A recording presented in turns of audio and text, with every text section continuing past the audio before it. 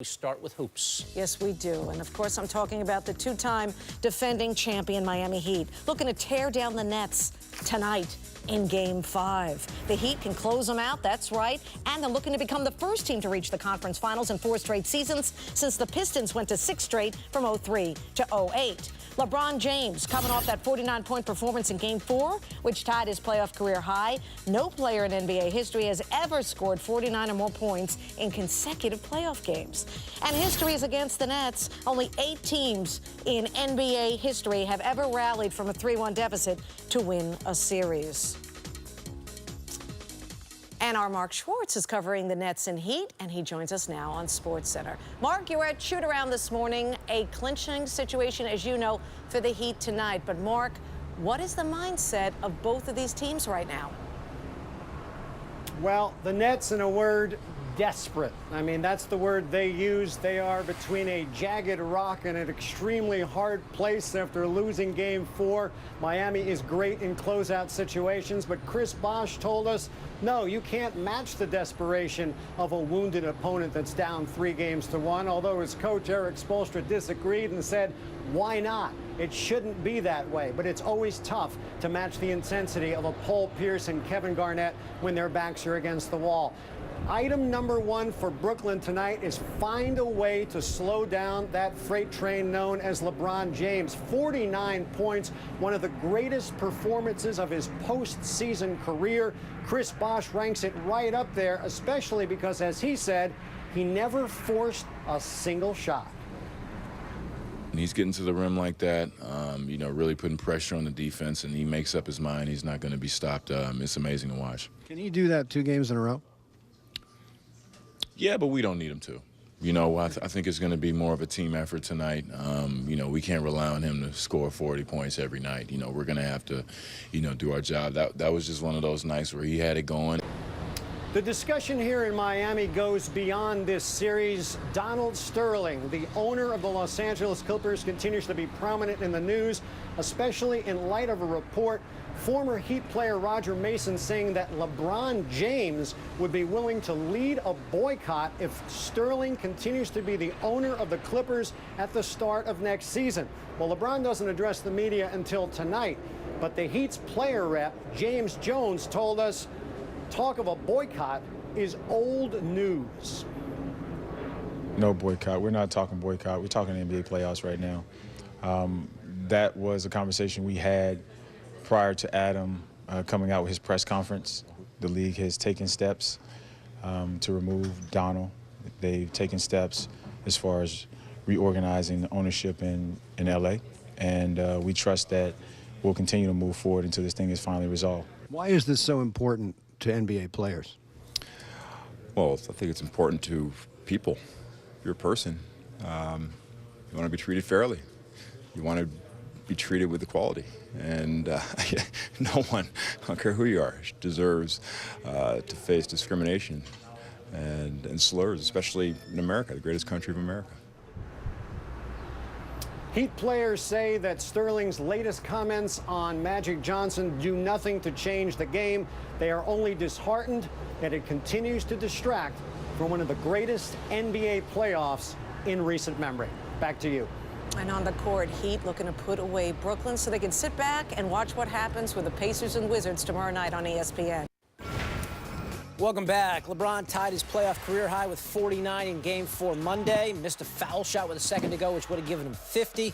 So the Heat return home for Game 5 tonight with a chance to close the deal. New on SportsCenter, here's Eric Spoelstra a short time ago. Well, the only thing possibly, and again, your experiences, that doesn't guarantee anything right now, but what it does is it teaches you how, and the most important thing of what it teaches you is how difficult it is in the playoffs to win. And then when you have an opportunity to close somebody out, you want to take advantage of it because so many things can happen when you leave it to chance. And you just have to look around what's going on in the other series right now. It's tough. It is tough, and our guys have a maturity to understand that and a respect for the competition we're facing. That Game 4 could have gone either way several times during that last 5 minutes of the game. And that's how tight it is, and the margin of error is very slim in the playoffs. Probably very much like it was in Game 4. That was competition at its highest, and that's all the way through. Every battle that started from the very tip all the way to the end, and everybody remembers those last furious plays, but there were furious plays that were happening throughout the course of that game, and they'll bring it. We understand that, but we want to make sure that we're bringing it with urgency and a real focus to impose our will on this game. These are games you have to go after. You can't just try to play the game and see what happens. You have to go after it. I mean, it raises your antennae. I mean, there's no question about it. But we've been in playoff series with these guys, and we understand what they're capable of. But there's other players. This is a different team, so we're not comparing too much to those old Boston teams. But again, I get back to that respect level and understanding. When you've been through pain in the playoffs and you've been through competition at the highest level and you understand how difficult it is, that you approach these games with a desperation, with an opportunity just to, if you have an opportunity to put somebody away, you have to attack that opportunity. It's not trying to play not to lose. That's absolutely the wrong attitude coming into a game like this. Coach Spo says it's going to be tough, but if history is to be our guide, this series is over. Since LeBron got to Miami, the Heat are 8-0 in home games in which they can win the series. And on this hump day, the Spurs and Heat could really push themselves over the edge and into their respective conference finals by evening's end. Both with 3-1 leads, Sarah, both on their home courts tonight, both riding exceptional play from their stars. Tony Parker has been the MVP of this postseason, if not for what LeBron James is doing. James putting together one of the most impressive playoff runs we have ever seen. He's been the portrait of efficiency, shooting a career-high 57.7% from the field. He's made at least half of his shots in all 8 games, one shy of Kareem's record to begin a postseason. LeBron hasn't been limited to lights-out shooting. He's been dominant all over the court. His PER, which gives credit for all positive production and subtracts negative plays, 33.4, more than double the league average of 15, and behind only George Mikan and his own 2009 postseason as the best in playoff history. And James is coming off one of his best playoff performances ever, a 49-point opus in Game 4. That tied his playoff career high. Keep in mind, no player has authored consecutive games of at least 49 points in NBA postseason play. Mark Schwartz has more now from Miami. Kevin, no team in the NBA is playing better this postseason than the Miami Heat. And Monday's victory in Brooklyn certainly made that point emphatically to the Brooklyn Nets. As the Heat bid for their 4th consecutive NBA Finals, people are talking dynasty. As for the Nets, now down 3-1 and facing elimination against a 2-time defending champ. How do you think you'll be able to match their desperation? Well, you know, that's kind of a tough thing. Is it's you can't match their desperation because for one they are desperate. Their backs are against the wall. They're facing elimination. We're not facing elimination. Why not? It shouldn't be that way.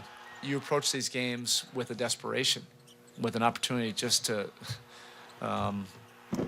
If you have an opportunity to put somebody away, you have to attack that opportunity. It's not trying to play not to lose. For a team that has played more than 100 basketball games each of the last 3 years, winning this series and putting the Nets to rest tonight would be huge. All kind of fun here tonight. Stars are definitely out. Definitely wasn't at ease. They looked that way. LeBron, the turnaround. Got it. Wow. LeBron James, something special again cooking here. It's hard work and dedication to all of our guys, and we put in a great effort to get this game. Wade to LeBron, down the gut with a right hand. Power jam. It was what was needed, and that's what makes him the best player in the game. Wow, tough shot. LeBron James can't defend that any better. And here's James for 3. Got it again. What a night. LeBron pulls his way into the corner. Bosh for 3. Got it! LeBron James goes for 49 points. That's the first time I've been disappointed in myself in a win. It's a free throw, and I hate missing free throws.